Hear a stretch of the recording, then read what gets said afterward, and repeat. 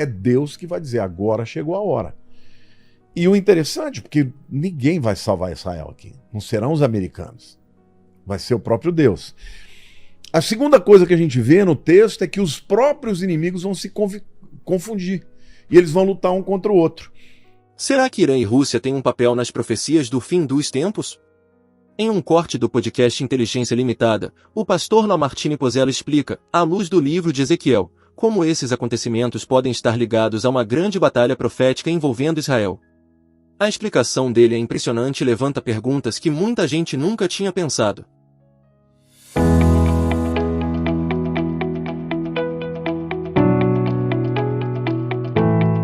Ele diz, contenderei por meio da peste, tá? Vai ter algum tipo de pandemia junto, do sangue, chuva inundante, grandes pedras de saraiva, isso pode ser chuva de meteorito, mas pode ser também explosão de vulcões, porque quando mexem, né, as placas tectônicas, mexem com todo o magma, isso pode gerar vulcões cuspindo, né?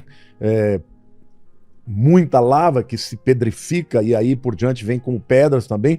Fogo e enxofre farei cair sobre eles, sobre as suas tropas e sobre os muitos povos que estiverem com ele. Assim eu me engrandecerei, vindicarei a minha santidade e me darei a conhecer aos olhos de muitas nações e saberão que eu sou o Senhor. Ou seja, em primeiro lugar, o que Deus está dizendo é que Gog e Magog, essas nações, elas vão perder porque Deus vai lançar um grande terremoto. Um terremoto que vai abalar até os lagos. Olha lá. Vocês estão vendo ali, gente? Olha.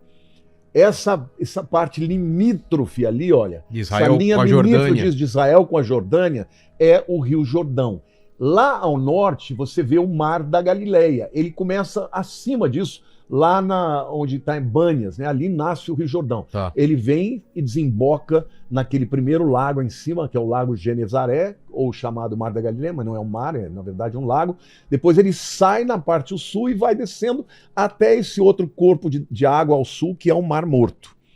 Mas essa fenda, ela vai até a África. Por isso que ela é chamada Sírio-Africana. Ou seja, são duas placas tectônicas. De um lado está a Jordânia e do outro lado Israel. Isso significa que, de um lado, uma placa vai para o norte e outra vai para o sul. E elas, quando elas se juntam, isso causa fricção e grandes terremotos. Agora, Deus está dizendo que ele vai trazer, então não é a decisão dos ayatolás, não é a decisão da Rússia. É Deus que vai dizer, agora chegou a hora.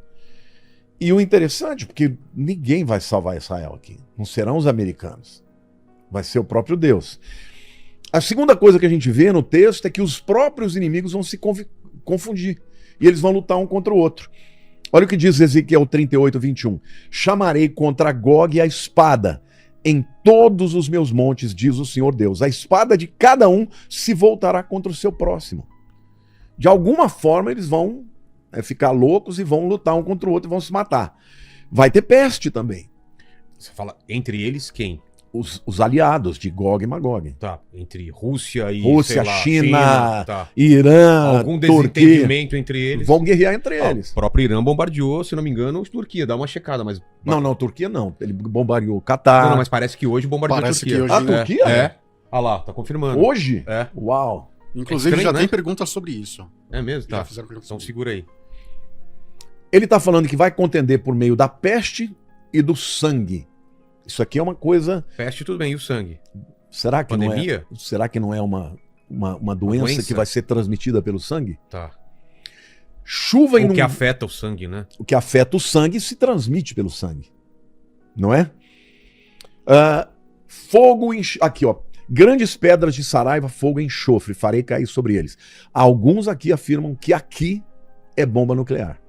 O próprio Ronald Reagan, quando ele citou essa profecia, ele disse: quem vai ser destruído por bomba nuclear é o Irã, é Gog e Magog. Tá. Entendeu? Mas vai ter chuvas torrenciais. E isso também é muito característico da região. Você sabe que quando em Israel chove muito no norte, se a pessoa está lá no deserto... Nossa, ainda tem aquelas correntes Sim. de água São Poderosíssimas. poderosos que E é de repente, né? matam, porque imagina, você sai do norte a... Você viu, né, pastor? Você anda, você vê o caminho das águas, né? Sim, Os sulcos, total, são os né? vadios, né? Só que é um deserto. Você não imagina que passa água lá, né? Não, por quê? Porque aqueles são os rios intermitentes. Tá. No verão, Mas tem uma época certa, é isso? na época das chuvas. Cara, que incrível. Entendeu? Quando chove muito, eu vi isso em Israel. Você viu? Eu vi lá no norte.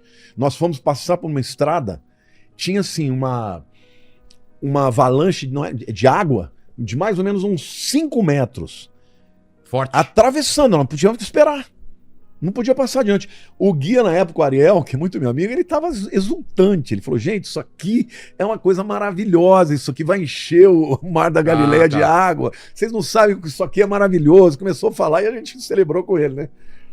Mas, agora imagine, você tem o norte de Israel, vamos pensar ali na região do Monte Hermon, onde nasce o Jordão, 1.200 metros acima do nível do mar. Aí você vai para o Mar Morto, 430 metros abaixo do nível do mar. Em poucos quilômetros, eu diria aí em 400 quilômetros, você desce 1.600 metros essa água vindo. Vindo por meio das montanhas. A velocidade que pega, né? Chega e invade. Você tem vídeos na internet, por exemplo, de um ônibus escolar com crianças que foi completamente... sabe, inundado, arrastado por essas correntes que vêm do nada de uma vez. Então, Deus fala que essas chuvas torrenciais, pedras com saraivas, fogo e enxofre, alguns afirmam categoricamente que é bomba nuclear. E o resultado disso é que Deus será temido por seus feitos. Tá?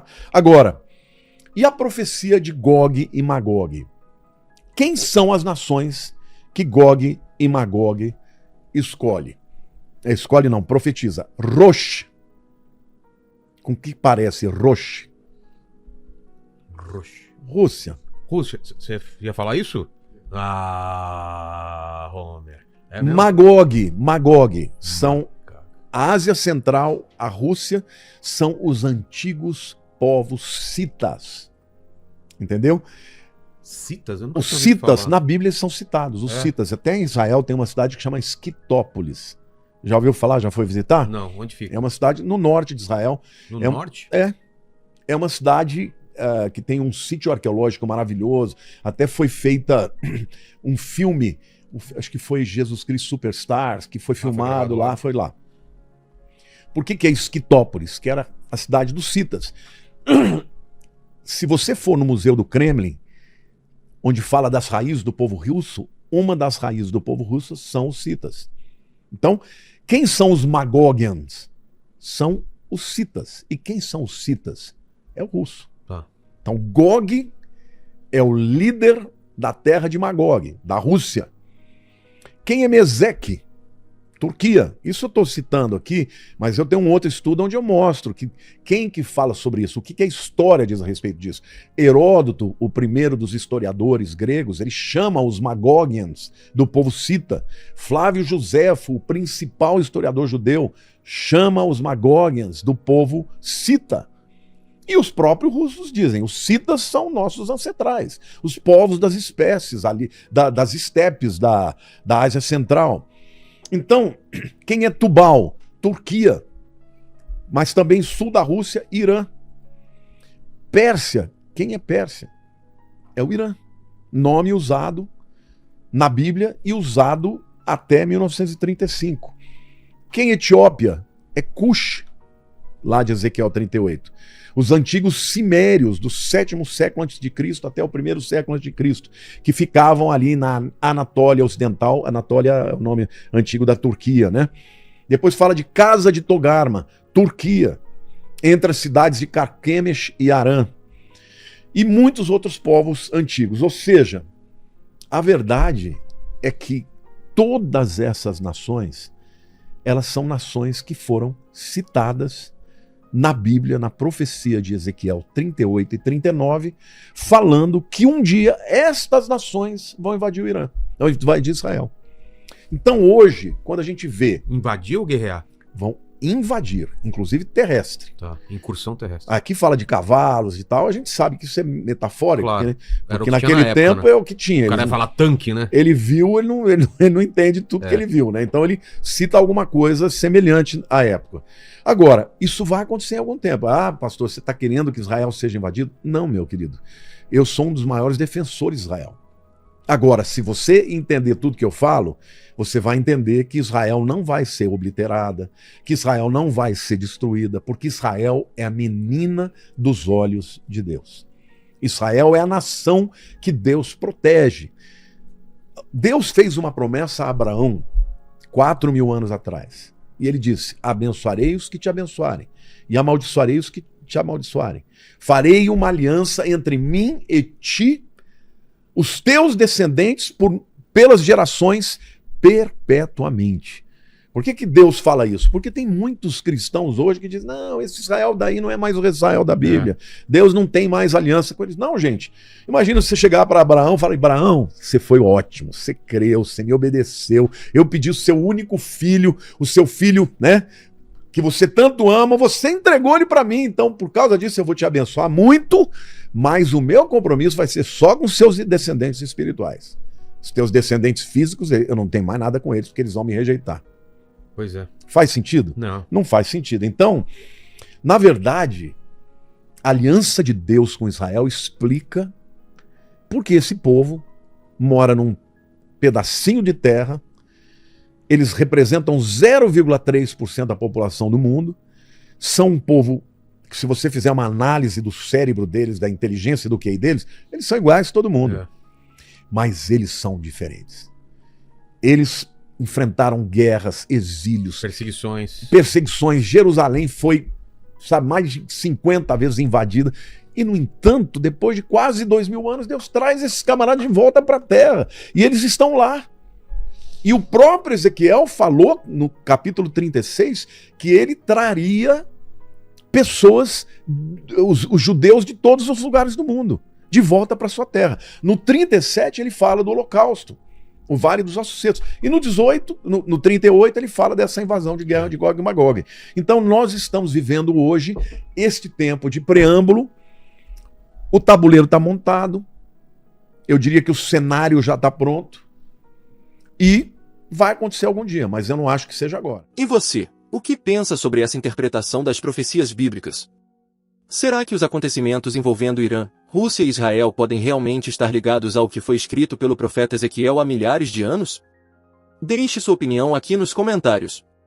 E se esse conteúdo te fez refletir, não esqueça de curtir o vídeo e se inscrever no canal para mais cortes como este.